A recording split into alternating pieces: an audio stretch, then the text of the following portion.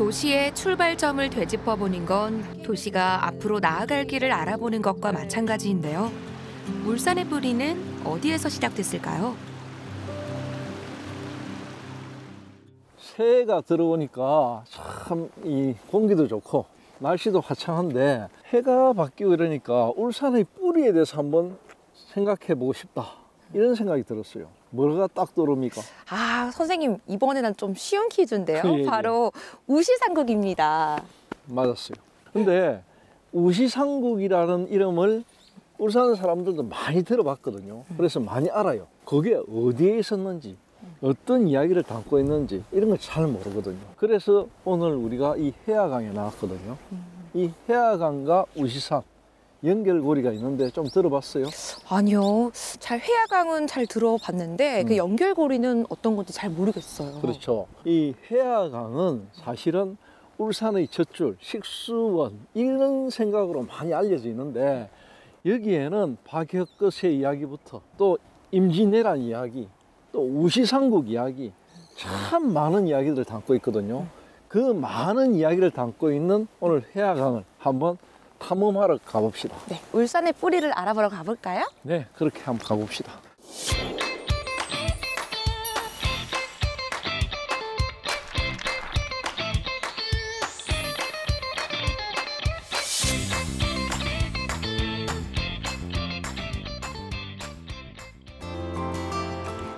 역사적으로 큰 강에서 인류의 문화와 삶이 시작되었는데요. 울산에서는 해화강만큼이나 중요한 이 강을 중심으로 문명이 출발했습니다. 뒤에 보면 깨끗한 하천이 흐르고 있는데 이 하천이 뭐죠, 선생님? 바로 이게 해화강입니다. 해가 돈다는 의미거든요. 회, 돌회자. 그래서 옛날엔 돌배미강, 돈배미강 뭐 이런 식으로 많이 불렀거든요. 이 강이 사실은 태화강만큼이나 울산에서 중요한 강입니다. 지금은 이제 양쪽에 제방공사를 해가지고 강이 폭이 많이 줄어들었는데 일제강점기 때 이제 이렇게 제방공사 하기 전 그때는 강폭이 굉장히 넓었어요. 위쪽에 가면 망양이라는 곳이 있는데 망양이라는 지명 자체가 바라본다, 양, 바다를 바라본다는 뜻이거든. 바다가 저 위쪽까지 올라왔다는 뜻이에요. 그러니까 예전에는 이 동해 바다가 상당히 위쪽으로 올라올 정도로 강이 굉장히 컸다. 그리고 이 밑에 남창이 있거든요. 남창은 남쪽 창고잖아. 저 위쪽에는 양산 쪽에 서창, 서창은 서쪽 창고잖아. 남창, 서창 이런 게 있다 보면은 창고가 크게 있으면 뭔가 많이 물산이 있다는 뜻이거든. 그러니까 해화강 주변에는 곡식이라든지 해산물이라든지 물산이 풍부했다는 거죠. 그래서 자원이 풍부했네요. 그래서 그 여기서 모아가지고 다 배에 싣고 어디로? 바다로 해서 한양으로 가고 이랬죠. 근데 울산 시민들도 해화강을 좀 만만한 강으로 보거든요. 사실은 태화강만큼 길이가 길어요. 태화강이 100리거든요. 해화강도 100리가 돼요. 한 40km 되는데 저 양산 천성산에서 나와가지고 물길이 시작돼가지고 강양 하구를 지나서 진화 해수욕장으로 해서 이제 동해 바다로 빠져들어가는 굉장히 크고 넓은 강이 바로 해화강입니다. 자원이 풍부한 해화강은 울산 사람에게 생명수이기도 한데요. 하지만 이 생명수를 얻는 데에는 많은 사람들의 희생이 있었습니다. 여기가 바로 회화댐이죠? 그렇습니다. 이 해화댐을 언제 만들었냐면 1982년 그때쯤 만들어가지고 1986년에 완공을 했는데 울산의 식수가 굉장히 부족했거든. 시민들은 자꾸 늘어나고 도시는 자꾸 커지는데 그리고 낙동강물을 끌어와 가지고 공업용수를 좀 풍부하게 확보를 해야 되는데 거기에 가장 적합한 댐이 해화댐이다 해가지고 해화댐을 만들었어요. 그때 이 댐을 만들고 난 뒤에 여러 가지 울산의 물 사정이 좋아졌죠. 그런데 문제는 이제 이 댐을 만들면 당연히 여기에 기존에 살았던 사람들은 고향을 잃어버리겠죠. 잃어버리게 되죠. 그래서 여기에도 보면 망향비도 서 있고 이런 동산이 조성되어 있는데 그것도 그렇지만은 양산 쪽에는 또 공단도 좀 있고 여러 가지 시가지도 있고 이렇기 때문에 사람들이 많이 살거든. 상류 쪽에 거기서 나오는 여러 가지 오염원 그런 것들을 울산에서 관리하기가 힘들잖아요. 항상 이 해화강에 해안댐 때문에 양산과 울산에는 그런 부분에 마찰이 좀 있었죠. 그래가지고 울산시에서 2000년대 초반에 이걸 획기적으로 오염원을 없앨 수 있는 아주 친환경적인 방법이 없을까 고민하다가 댐의 상층부에다가 생태 습지를 조성합니다. 인공적으로 만든 거네요? 그렇죠. 인공적으로 만들긴 했는데 네. 지금은 인공이라는 말도 떼버렸죠. 세월이 지나면서 그게 완전히 자연 습지가 됐는데, 근데 사실은 이걸 왜 만들고 왜 개방했느냐면 여기에 있던 많은 주민들이 네. 고향을 잃어버렸잖아요. 그쵸. 이 고향 잃어버린 사람들에 대한 보답, 그리고 망향의 아픔을 좀 달래고자 즉 그 생태 습지를 조성해가지고 개방을 했죠. 회화댐 생태습지는 비밀의 정원으로 불리며 울산의 명소로 손꼽히는데요. 자연을 품은 모습이 장관인 생태습지를 보기 위해 전국에서 찾아옵니다. 이 생태 습지는 수종이 뭐냐면 연꽃이거든. 연꽃이 보통 7월에 활짝 피거든요. 네.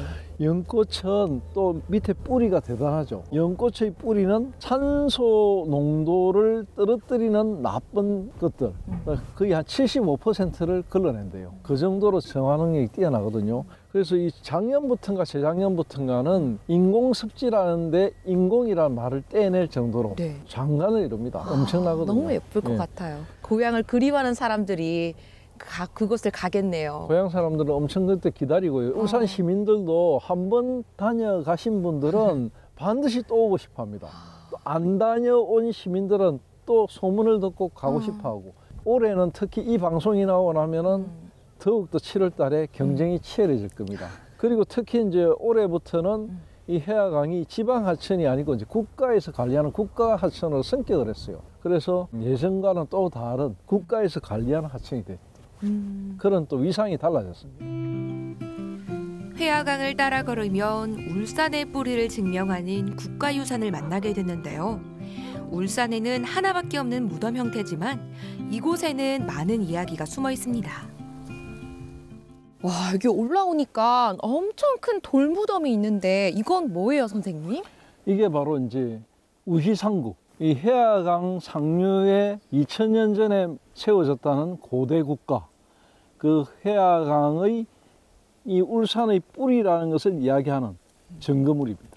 아니, 이게 증거물이라고요? 그렇죠. 이 적석총이라는 거거든요. 네. 지금 우리나라에서 적석총 하면 딱 나타나는 게 이제 저 서울에 적석총들이 남아 있거든요. 그분들이 아직도 원형이 보존되어 있는 게 몇 개 있고, 또 백제 쪽에도 조금 남아 있어요. 충청도 쪽에. 그런데 이제 그 밑으로 남쪽에는 적석총이 하나도 없거든요. 없는데 유일하게 울산의 해화강 상류에 나타나는 게 바로 이 적석총입니다. 그 이야기 무슨 이야기냐면 이 남쪽 끝에 울산에 저 북방 계열의 사람들이 문화가 여기에 있었다는 거죠. 이런 북방 계열에서 나타나는 그런 무덤의 양식이 여기까지 이어졌다는 것은 분명히 그쪽의 문화와 여기는 어떤 친연성을 가지고 있다. 그런 증거물이라고 할 수 있죠. 흔히 울산에서는 그 전해 내려오는 이야기가 고마족이라고 해요. 네. 곰의 자손들 이런 뜻이죠. 여기가 지명이 웅촌이잖아. 웅자도 곰이거든요. 아무 근거 없이 마을 이름을 그렇게 짓지는 않거든요. 연관성을 가지고 있는 겁니다.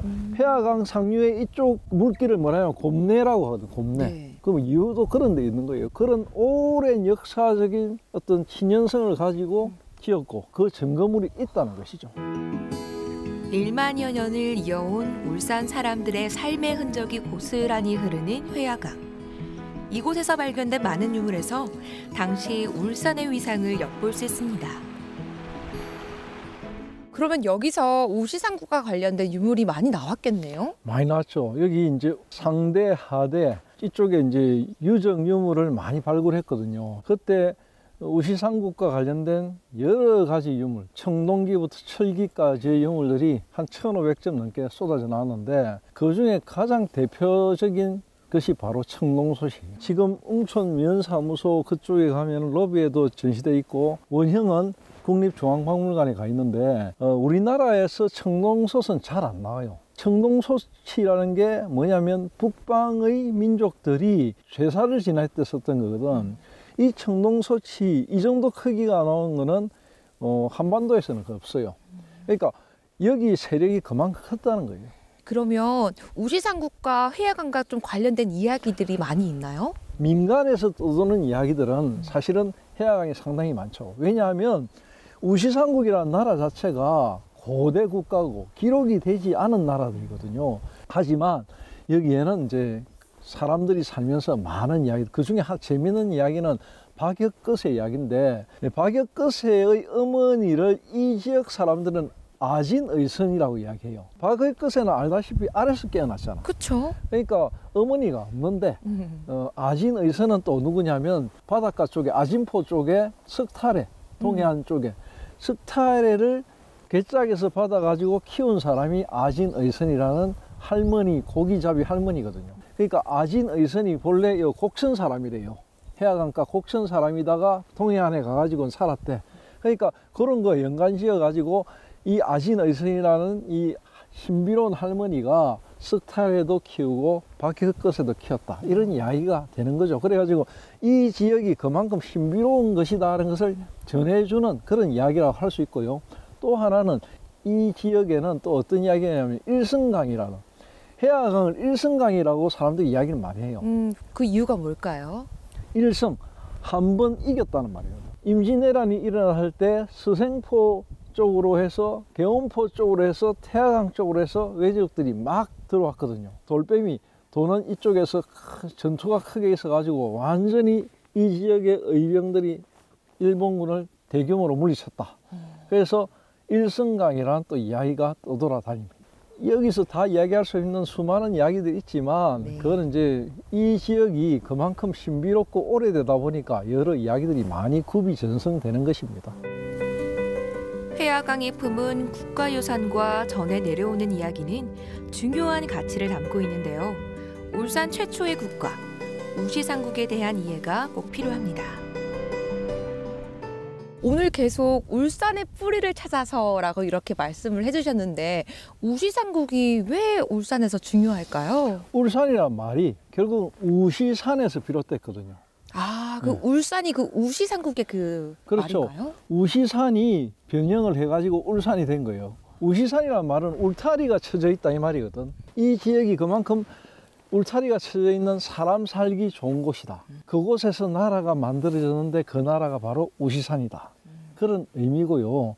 또 하나는 뭐냐면 이 우시산이라는 것은 우불산이라는 곳이 있고 이 우불산 신사라는 것이 있거든요. 옛날에는 양산의 웅상이나 지금 웅촌이나 다 한 동네거든요. 울산의 뿌리가 다 같은 것이었어요. 근데 행정구역상 나눠버렸지만 우불산 신사에서 2000년 전부터 제사를 지내왔거든. 이런 동네는 없어요. 2000년 동안 조상의 제사를 지내는 곳, 그 뿌리가 대단한 거예요. 그런 뿌리를 가진 곳이 바로 우시산이고 그 우시산이 울산의 뿌리이기 때문에 울산인들에게 굉장히 중요하죠. 그리고 울산인들에게 해화강은 그만큼 중요한 곳이라는 거죠. 그래서 지금도 이 마을 사람들은 그 옛날의 그런 우시상국의 흔적, 자기들이 우시상국의 중심에서 살고 있다는 자긍심, 이런 것 때문에 우시상국 축제를 10여 년 전부터 가을이 되면은 축제를 열어요. 지금도 마을 사람들이 하고 있습니다. 그동안에 한참 끊어졌다가 이제 다시 부활돼 가지고 앞으로는 계속 이어질 것으로 보입니다. 우시상국의 가치를 재조명하고 울산 사람들에게 널리 알리기 위한 노력이 계속되고 있는데요. 회화강은 오랜 역사를 품고 오늘도 유유히 흐르고 있습니다. 울산실록에서 회화강 어떻게 기록하면 될까요? 울산실록의 해화강은 울산의 뿌리라는 이름으로 기억돼야 하고요. 이 우시상국과 해화강 굉장히 연관성을 가졌거든요. 근데 지금 다만 행정구역으로 양산이 해화강의 상류 부분을 차지하고 있기 때문에 사실은 양산에서 지금 이 해화강을 자기네 강처럼 굉장히 많은 것을 투자해 가지고 컨텐츠를 입히려고 하고 있어요.